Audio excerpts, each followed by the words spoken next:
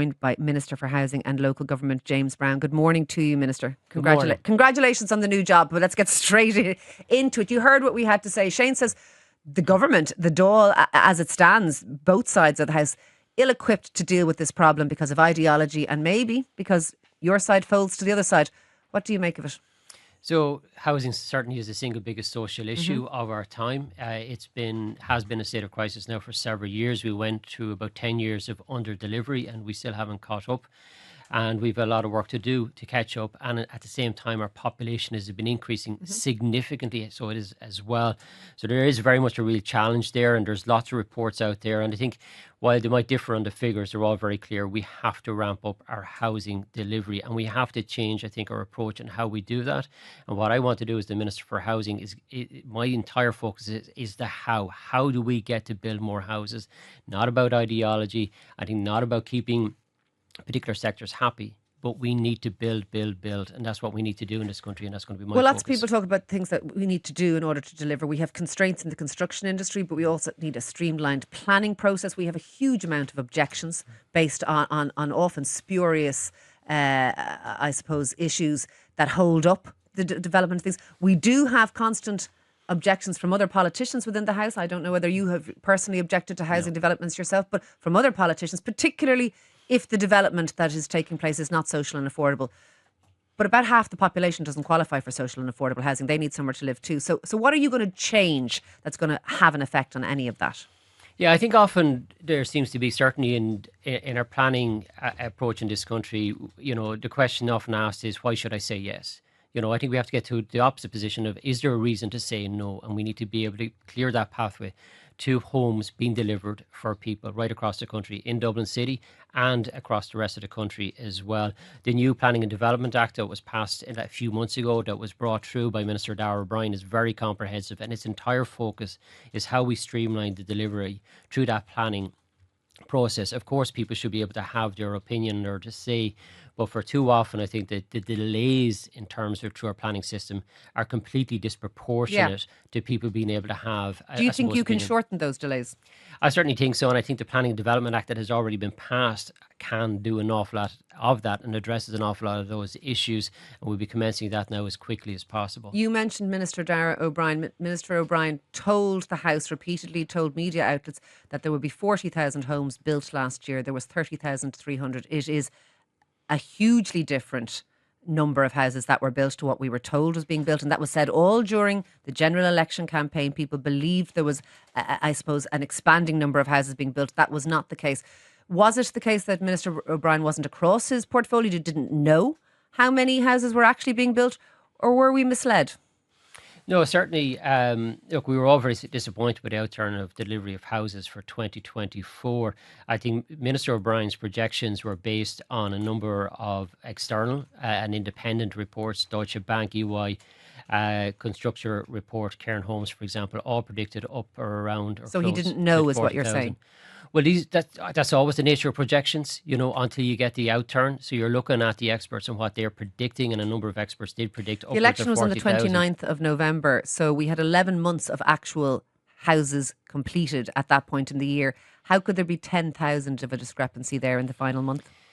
Well, again, as I say, the reliance was on those projections, and that's what was. But I'm saying they weren't all based on projections. They were based on we should have known how many houses were completed when we had an election that was literally a month out from the end of the year. Well, I think the projections were out for the entirety of 2024, and I suppose we only knew what they were in the last couple of weeks. So that's always a challenge, and I think we do have to probably rely less on projections, and that's why I say I want to focus more on the how. Just get every lever of the state focused on delivering houses. Build is what we need to do. Many rather houses, than getting caught up in projections. We're early on in 2025. How many houses will be built this year? Well, you're talking about projections in the middle of last year being incorrect. The idea of trying to project from January of this year. You would surely have some idea. We're going to maximise the amount of delivery is what we're going to do this year. And we will see this time next year how many have been built. But are we talking 30, 40, 50, 60? What ballpark are we in? Well, look, I'm conscious of the challenge Mr. Bryan had was that he went along with expert projections and they turned out to be wrong. So, as I say, my total focus is not projecting how many are going to be built, but to maximize the delivery of those houses. Okay. We'll talk again, I have no doubt, throughout this year, and I will ask you that question again and we will see. Um, Moving on to something slightly different. 13, almost 14 days post Storm Éowyn, 13,000 homes still without power. I think it's about 300 homes still without water. The government has not covered itself in glory here at all. There are people in rural Ireland at the end of their tether over all of this. You could have done things differently. You could have done things better.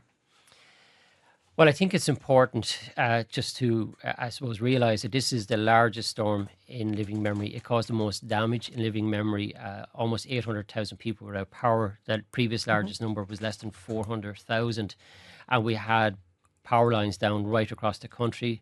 Water stopped running for almost 200,000 people as a result of power going down. The government did everything it could do. I've listened to criticisms for the opposition. They're very general. Nobody has been able to point to a single specific thing the government could have done. We had an expert on the show this week that said one of the issues was that the government has allowed one-off housing to sprout up like little mushrooms all over the country, makes it almost impossible for services to I suppose, optimise things like getting people reconnected to the grid because you have a house here and a house there, and that's government policy.